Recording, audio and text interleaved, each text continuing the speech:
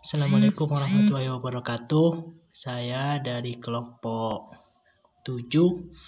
Di sini kelompok kami kebagian presentasi pada minggu ketiga. Perkenalkan, nama saya Muhammad Anang Kosim. Saya sebagai pemateri pertama. Selanjutnya pemateri kedua yaitu Uswatun Hasanah Fadil. Selanjutnya pemateri ketiga yaitu Wahyu Firada. Baik, agar tidak memakan waktu lama, di sini saya sebagai pemateri pertama akan menjelaskan tentang macam-macam koperasi. Baik, terlebih dahulu kita harus tahu apa itu pengertian dari koperasi. Dilihat dari segi bahasanya, koperasi ini berasal dari kata-kata Latin yaitu cum yang berarti dengan dan apreri yang berarti bekerja. Sehingga menurut dari istilah ekonomi, koperasi yaitu suatu perkumpulan atau organisasi ekonomi yang beranggotakan orang-orang atau badan-badan yang memberikan kebebasan masuk dan keluar sebagai anggota menurut peraturan yang ada, dengan bekerja sama secara kekeluargaan, menjalin suatu usaha dengan tujuan yang mempertinggi kesejahteraan jasmania pada para anggotanya. Selanjutnya, menurut para ahli ekonomi, di sini menurut Calvert mendefinisikan bahwa koperasi itu sebagai organisasi orang-orang yang berupaya atas dasar kesamaan untuk mencapai tujuan ekonomi masing-masing. Menurut R.M. Margono, Jojo Hadikusumo dalam bukunya berjudul 10 tahun koperasi, penerangan tentang koperasi oleh pemerintah tahun 1930-1940 menyatakan bahwa koperasi adalah perkumpulan manusia seseorang yang dengan sukanya sendiri hendak bekerja sama untuk memajukan ekonominya. Selanjutnya, menurut Suryatmaja memberikan definisi yaitu koperasi sebagai suatu perkumpulan dari orang-orang yang atas dasar persamaan derajat sebagai manusia dengan tidak memandang haluan agama dan politik dan secara sukarela masuk untuk sekedar memenuhi kebutuhan bersama yang bersifat kebendaan atas tanggungan bersama. Nah, di sini kita langsung membahas tentang koperasi konvensional dan koperasi syariah, di mana koperasi konvensional ini pengertiannya yaitu sebuah organisasi ekonomi atau badan usaha yang dimiliki dan dioperasikan oleh para anggotanya untuk memenuhi kepentingan ekonomi bersama. Organisasi ini dibangun atas asas kekeluargaan dan memiliki prinsip dasar berdasarkan Undang-Undang 45. Selanjutnya, koperasi syariah. Koperasi syariah adalah sebuah kegiatan usaha yang sistem kerjanya hampir sama dengan koperasi pada umumnya, yaitu berbasis pada anggota dan sifatnya kekeluargaan. Hanya saja dalam peraturan keuangannya tidak menggunakan sistem bunga atau riba sehingga halal buat umat Islam. Selanjutnya di sini jenis-jenis koperasi dalam hukum koperasi.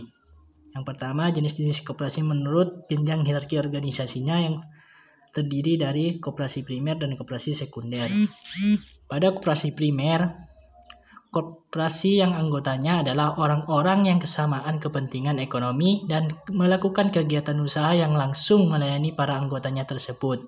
Contohnya, koperasi unit desa pada desa-desa dan koperasi tingkat primer lainnya. Yang kedua, koperasi sekunder, yaitu koperasi yang beranggotakan badan-badan hukum koperasi karena kesamaan kepentingan ekonomis mereka berfederasi atau bergabung untuk tujuan efisiensi dan kelayakan ekonomis dalam rangka melayani anggotanya. Contohnya, pusat dan induk koperasi unit desa dan koperasi sekunder lainnya. Yang kedua, jenis koperasi menurut status hukum yang dimilikinya. Yang pertama, koperasi berbadan hukum atau koperasi formal adalah koperasi yang telah memperoleh badan hukum koperasi dan karenanya dapat melakukan tindakan hukum yang berkenaan dengan seluruh kegiatan usaha. Misalnya koperasi unit desa, koperasi di lingkungan pegawai negeri, ABRI, dan koperasi lainnya yang sudah berbadan hukum.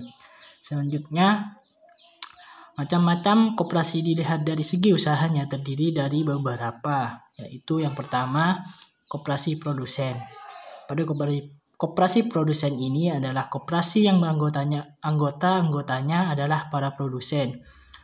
Anggota koperasi ini adalah pemilik atau owner dari dan pengguna pelayanan atau user, di mana dalam kedudukannya sebagai produsen, anggota koperasi produsen mengelola bahan baku atau input menjadi barang jadi, sehingga menghasilkan barang yang dapat diperjualbelikan, memperoleh sejumlah keuntungan dengan transaksi dan memanfaatkan kesempatan pasar yang dapat diperjualbelikan, memperoleh sejumlah keuntungan dengan transaksi dan memanfaatkan kesempatan pasar yang ada. Koperasi ini menjalankan beberapa fungsi. Yang pertama, pembelian ataupun pengadaan input yang diperlukan anggota. Yang kedua, pemasaran hasil produk yang dihasilkan dari usaha anggota. Yang ketiga, proses produksi bersama atau pemanfaatan sarana produksi secara bersama. Yang keempat, menanggung risiko bersama atau menyediakan kantor pemasaran bersama. Selanjutnya, koperasi yang kedua yaitu koperasi konsumen. Koperasi konsumen adalah koperasi yang melaksanakan kegiatan bagi anggota dalam rangka penyediaan barang atau jasa yang dibutuhkan anggota. Koperasi konsumen berperan dalam mempertinggi daya beli sehingga pendapatan real anggota meningkat. Pada koperasi ini, anggota memiliki identitas sebagai pemilik atau owner dan sebagai pelanggan atau customer. Dalam kedudukan anggota sebagai konsumen, kegiatan mengkonsumsi adalah pengguna mengkonsumsi barang atau jasa yang disajikan oleh pasar. Adapun fungsi pokok koperasi konsumen adalah menyelenggarakan pembelian atau pengadaan barang atau jasa kebutuhan anggota yang dilakukan secara efisien, seperti membeli dalam jumlah yang lebih besar. Yang kedua, inovasi pengadaan, seperti sumber dana kredit dengan bunga yang lebih rendah, diantaranya pemanfaatan dana bergulir, pembelian dengan diskon, pembelian dengan kredit. Selanjutnya, koperasi simpan pinjam. Koperasi ini seringkali juga disejajarkan dengan nama koperasi kredit. Koperasi ini menyelenggarakan layanan tabungan dan sekaligus memberikan kredit bagi anggotanya. Layanan ini menempatkan koperasi sebagai pelayan anggota, memenuhi kebutuhan pelayanan keuangan bagi anggota menjadi lebih baik dan lebih maju. Selanjutnya, koperasi pemasaran. Koperasi pemasaran sering disebut koperasi penjualan. Identitas anggota sebagai pemilik dan penjual atau pemasar, koperasi pemasaran mempunyai fungsi menampung produk, barang maupun jasa yang dihasilkan anggota untuk selanjutnya memasarkan kepada konsumen. Anggota berkedudukan sebagai pemasok barang atau jasa kepada koperasinya. Dengan demikian, bagi anggota, koperasi merupakan bagian terdepan dalam pemasaran barang ataupun jasa anggota produsen. Sukses fungsi pemasaran ini mendukung tingkat kepastian usaha bagi anggota untuk tiap dapat berproduksi. Yang terakhir yaitu koperasi jasa. Koperasi ini adalah koperasi di mana identitas anggota sebagai pemilik dan nasabah konsumen jasa ataupun produsen jasa. Dalam status anggota sebagai konsumen jasa, maka koperasi yang didirikan adalah koperasi pengadaan jasa. Sedangkan dalam status anggota sebagai produsen jasa, maka koperasi yang didirikan adalah koperasi produsen jasa atau koperasi pemasaran jasa. Sebagai koperasi pemasaran, bila mana koperasi melaksanakan fungsi memasarkan jasa hasil produksi anggota. Dalam praktek dikenal pula penjenisan koperasi atas dasar cakupan pengelolaan bisnis, yaitu koperasi single purpose atau satu usaha dan multi purpose banyak usaha. Koperasi dengan satu kegiatan usaha misalnya seperti koperasi simpan pinjam, koperasi produsen susu, koperasi tahu tempe, koperasi bank pengkreditan rakyat, dan sebagainya. Koperasi dengan lebih dari satu kegiatan usaha sering disebut sebagai koperasi serbaguna. Jenis koperasi ini misalnya koperasi pemasaran, di mana koperasi melaksanakan pemasaran produk, barang, dan jasa. Baik, sekian dari presentasi saya. Kurang lebihnya mohon maaf. Selanjutnya presentasi kedua saya serahkan, dipersilahkan kepada presentator kedua. Terima kasih. Assalamualaikum warahmatullahi wabarakatuh. Baik, assalamualaikum warahmatullahi taala wabarakatuh. Saya Dwi Wahyu Firara akan menjelaskan tentang tujuan koperasi syariah dan koperasi konvensional. Tujuan koperasi syariah menurut Dasuki dan Abdullah. Tujuan koperasi syariah harus sesuai dengan maqasid syariah, yang fungsinya untuk melakukan hal penting. Tujuan koperasi syariah di sini memiliki dua, yaitu tahsil dan ikbah. Tahsil yaitu mengamalkan manfaat atau manfaat, dan ikbah yaitu mencegah kerusakan dan cedera madarrah seperti yang diarahkan oleh pemberi hukum. Menurut Nur Bukhari, tujuan koperasi syariah yaitu mensejahterakan anggotanya sesuai norma dan moral Islam, menciptakan kebersamaan dan keadilan sesama anggota, pendistribusian pendapatan dan kekayaan yang merata sesama anggota berdasarkan distribusinya. Tujuan koperasi konvensional. Tujuan koperasi konvensional menurut undang-undang yaitu untuk mengembangkan kesejahteraan anggota pada khususnya dan masyarakat yaitu pada umumnya. Koperasi Indonesia adalah perkumpulan orang-orang, bukan perkumpulan modal, sehingga laba bukan merupakan ukuran pertama kesejahteraan anggota. Pernyataan ini telah mengandung arti bahwa meningkatkan kesejahteraan anggota adalah menjadi program koperasi melalui pelayanan usaha. Jadi anggota merupakan prioritas dibandingkan masyarakat umum.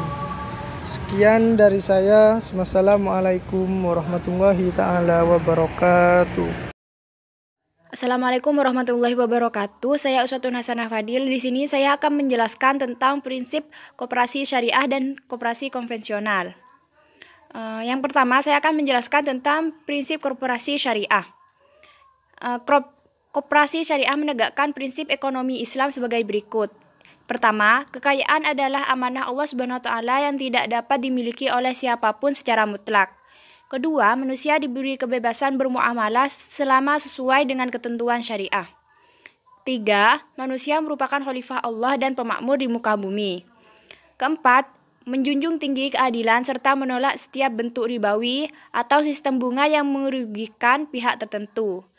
Dan pemutusan sumber daya ekonomi pada segelintir orang atau sekelompok orang saja. Dalam melaksanakan kegiatannya didasarkan pada prinsip-prinsip syariah sebagai berikut. 1. Keanggotaan bersifat sukarela dan terbuka. 2. Keputusan ditetapkan secara musyawarah dan dilaksanakan secara konsisten dan konsekuen atau secara istiqomah. 3. Pengelolaan dilakukan secara transparan dan profesional. 4. Pembagian sisa hasil usaha dilakukan secara adil sesuai dengan besarnya jasa usaha masing-masing anggota. 5. Pemberian balas jasa modal dilakukan secara terbatas dan profesional menurut sistem bagi hasil. 6. Jujur, amanah, dan mandiri. 7. Mengembangkan sumber daya manusia, sumber daya ekonomi, dan sumber daya informasi secara optimal. 8. Menjalin dan menguatkan kerjasama antara anggota, antara koperasi, serta dengan atau dan lembaga lainnya. Prinsip koperasi konvensional. Pertama, keanggotaan bersifat sukarela dan terbuka. Artinya, koperasi merupakan organisasi swadaya dengan keanggotaan secara sukarela, terbuka bagi semua orang yang mampu dan membutuhkan memanfaatkan layanannya dan bersedia menerima tanggung jawab keanggotaan tanpa diskriminasi atas gender, sosial, ras, politik, atau agama. Kedua, pengawasan oleh anggota diselenggarakan secara demokratis. Artinya, koperasi merupakan organisasi demokratis yang diawasi dan dikendalikan oleh anggotanya. Anggota berpartisipasi aktif dalam menentukan kebijakan dan membuat keputusan. Ketiga, anggota berpartisipasi aktif dalam kegiatan ekonomi koperasi. Artinya, selain sebagai pemilik koperasi, anggota koperasi sekaligus pengguna jasa dan atau pasar bagi koperasinya. 4. Koperasi merupakan badan usaha swadaya yang otonom dan independen. Artinya, koperasi merupakan organisasi otonom dan swadaya yang diawasi dan dikendalikan oleh anggota. Kelima, koperasi menyelenggarakan pendidikan dan pelatihan bagi anggota, pengawas, pengurus, dan karyawan, serta memberikan informasi kepada masyarakat tentang jati diri, kegiatan, dan kemanfaatan koperasi. Artinya, penyelenggaraan pendidikan dan pelatihan bagi anggota, pengawas, pengurus, karyawan yang dimaksudkan agar mereka dapat memberikan sumbangan secara efektif bagi perkembangan koperasi. Pemberian informasi kepada masyarakat, khususnya generasi muda, pemuka masyarakat tentang jati diri, kegiatan, dan kemanfaatan koperasi adalah sangat prinsipil. Keenam, koperasi melayani anggotanya secara prima dan memperkuat gerakan koperasi dengan kerjasama melalui jaringan kegiatan pada tingkat lokal, nasional, regional, dan internasional. Ketujuh, koperasi bekerja untuk membangun berkelanjutan bagi lingkungan dan masyarakat melalui kebijakan yang disepakati oleh anggota. Sekian dari saya. Wassalamualaikum warahmatullahi wabarakatuh.